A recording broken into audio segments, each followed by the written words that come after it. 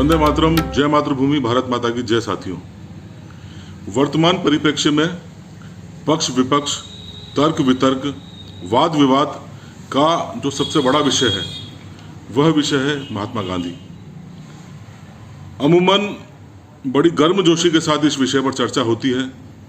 कई लोग महात्मा गांधी के पक्ष में बात करते हैं, कई लोग महात्मा गांधी का विरोध करते हैं। लेकिन चाहे महात्मा गांधी के समर्थक हों या विरोधी हों, निश्चित रूप से सभी को यह तो मानना ही पड़ेगा, भारतीय आज़ादी की लड़ाई में, विशेषकर जब महात्मा गांधी ने भारतीय आज़ादी की लड़ाई में पदार्पण किया 1920 असहयोग आंदोलन से, एक महात्मा गांधी का जो भारतीय जनमानस पर एक आभा मंडल स्थापित हो चुका था, निश्चित रूप से महात्मा गांधी एक ऐसी त्रिवेणी का बिंदु बन चुके थे।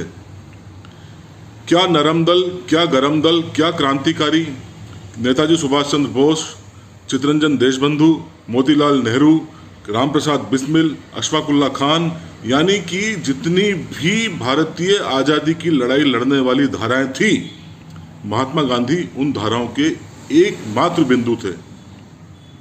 असहयोग आंदोलन जब महात्मा गांधी ने प्रारंभ किया, निश्चित रूप से भारतीय जनमानस ने प्रथम बार एक विहंगम जनमानस में एक विहंगम आंदोलन देखा गया। अचानक संपूर्ण माहौल बदल गया, परिदृश्य बदल गया। महात्मा गांधी का चूंकि प्रथम आंदोलन था, महात्मा गांधी इतने उत्साहित थे कि उन्होंने यह तक दावा कर डाला, यदि मेरी रणनीति के हिसाब से चले तो आने वाले एक वर्ष में भारत की आज़ादी कहीं नहीं होगी, भारत माता गुलामी की बेड़ियों से मुक्त हो जाएगी। निश्चित रूप से वह दौर जब गांधी एक प्रचंड आंधी के रूप में दिखाई देते हैं। कहते हैं जंग एवं मोहब्बत में सब जायज है। हालांकि महात्मा गांधी भी जंग की स्थिति में थे, लेकिन यहाँ से महात्मा गांधी विषय पर वाद विवाद, पक्ष विपक्ष, तर्क वितर्क प्रारंभ होते हैं। असहयोग आंदोलन महात्मा गांधी द्वारा जो वापस लिया गया, यहीं से वह कभी न खत्म होने वाला विवाद प्रारंभ होता है कि महात्मा गांधी की भूमिका भारतीय आज़ादी की लड़ाई में सकारात्मक थी या नकारात्मक। यहाँ पर एक वक्ता के रूप में मैं सिर्फ यही जिक्र करना चाहूँगा कि महात्मा गांधी की क्या भूमिका रही। यह आपके विश्लेषण का विषय है कि आप क्या समझते हैं। असहयोग आंदोलन, जन जन, बच्चा बच्चा, जर्रा जर्रा और कण कण भारतीय आज़ादी की लड़ाई में महात्मा गांधी के नेतृत्व में भारत माता की जय कह रहा था। संपूर्ण राष्ट्र एक प्रचंड आत्मविश्वास के दौर में था। महात्मा गांधी स्वयं ये मानकर चल रहे थे कि जिन हथियारों को उन्होंने भारतीय राजनीति में परिचित करवाया है वह पूर्ण रूप से सफल नजर आ रहे हैं। किंतु अचानक एक ऐसी घटना हो जाती है जब जंग में सब जायज है नियम महात्मा गांधी दरकिनार कर देते हैं एवं अपने चरम आदर्श को बरकरार रखते हुए, उसे स्थापित करते हुए, अचानक आंदोलन की एक प्रचंड धारा को रोकने का प्रयास करते हैं। यह निर्णय था जब इस प्रचंड धारा को रोका गया। उत्तर प्रदेश के चोरी चोरा नामक ग्राम में भीड़ द्वारा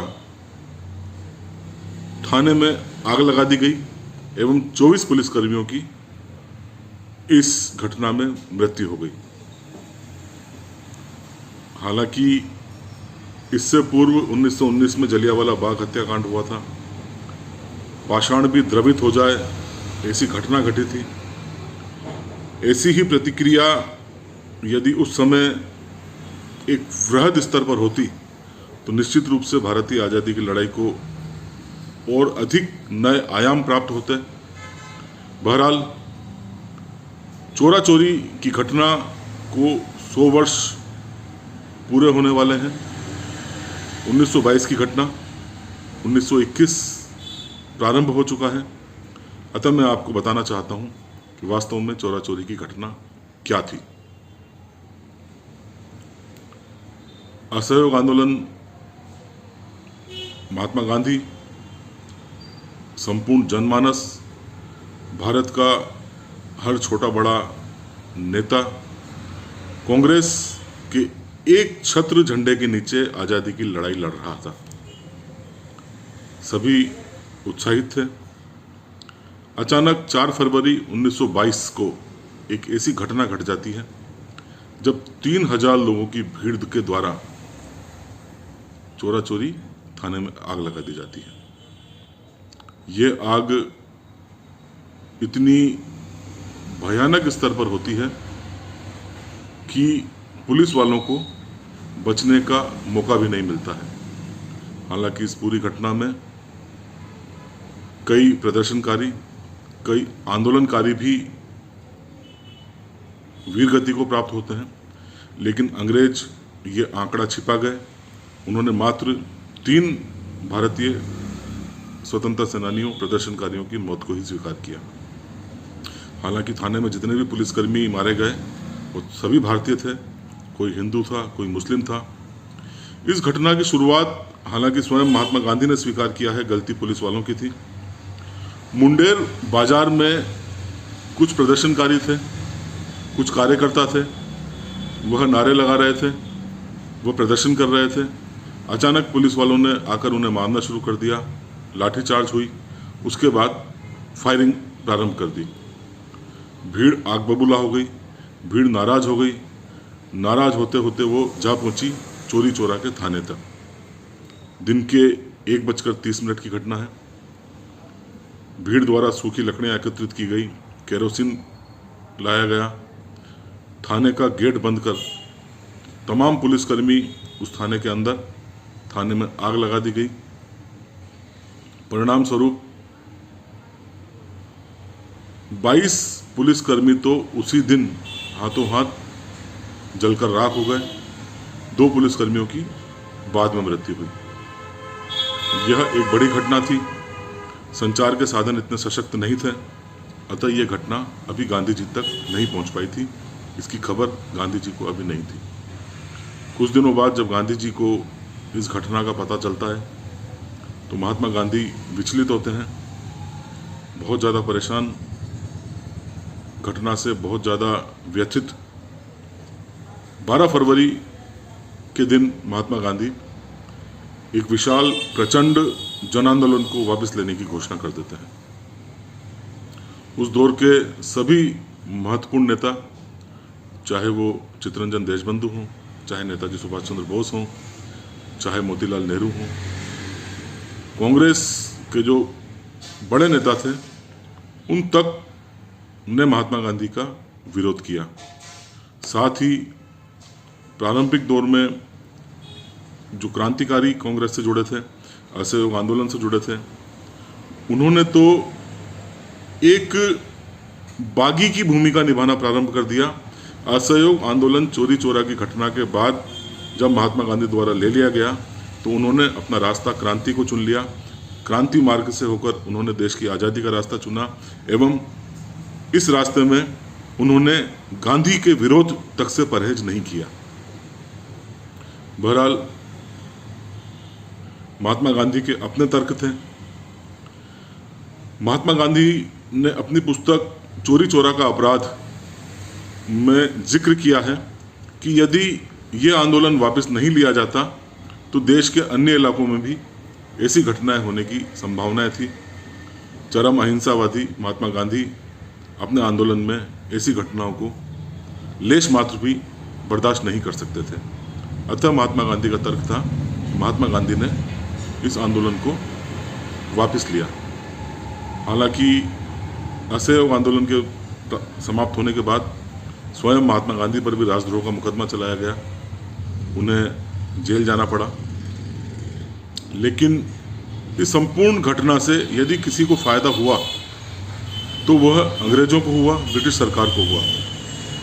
ब्रिटिश सरकार को मानो अनायास ही तुरुप का इक्का हाथ लग गया।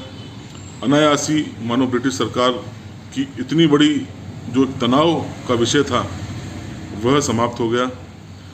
ब्रिटिश साम्राज्य भारत में पांव उखड़ने की स्थिति में आ चुका था। अतः ब्रिटिश सरकार ने राहत की सांस ली। हालांकि कई बुद्धिजीवियों का यह कहना था कि यह एक ऐसा गलत निर्णय था महात्मा गांधी का जिसके कारण भारतीय आज़ादी की लड़ाई कई वर्षों तक पीछे चली गई। आज़ादी की लड़ाई की नींव जो सुदृढ़ रूप से स्थापित कर दी गई थी पूर्ण रूप से उखड़ सी गई। ऐसा प्रतीत हो चला था कि अब पुनः प्रारंभ से ही कार्य किया जाएगा। बहरहाल आज के इस दौर में सिर्फ यह एक चर्चा का विषय है कि गांधी जी का यह निर्णय सही था या गलत था, किंतु आने वाले दिनों में जब दांडी मार्च हुआ, सविनय अवज्ञा आंदोलन हुआ, भारत छोड़ो आंदोलन हुआ, तो असहयोग आंदोलन की भांति ही उस दौर का जनमानस महात्मा गांधी के साथ दिखाई दिया। असहयोग आंदोलन के बराबर ही बड़े आंदोलन महात्मा गांधी द्वारा किए गए। कई बार महात्मा गांधी द्वारा अंग्रेजों को घुटनों के बल लाने में भी सफलता प्राप्त कर ली गई। गांधी इरविन समझौता इसका बहुत बड़ा उदाहरण है। चोरी चोरा जैसी घटनाओं से निश्चित रूप से इतने बड़े आंदोलन के सेनापति को व्यथित नहीं होना चाहिए था। ये मेरा व्यक्तिगत मत है। आप क्या सोचते हैं, ये आपके तर्क हो सकते हैं। आज़ादी के बाद जब भी इस घटना को याद किया जाता है, निश्चित रूप से मन में, मस्तिष्क में कई प्रश्न आते हैं।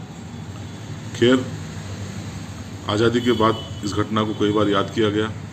1973 में गोरखपुर में एक मीनार बनाई गई, चोरा चोरी मीनार, जिसके दोनों तरफ फांसी का फंदा लेते हुए क्रांतिकारियों को दर्शाया गया है।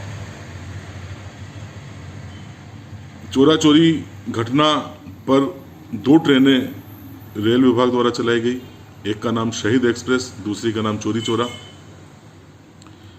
1985 में एक रेलवे स्टेशन भी चोरा चोरी में चोरी चोरा नाम से बनाया गया।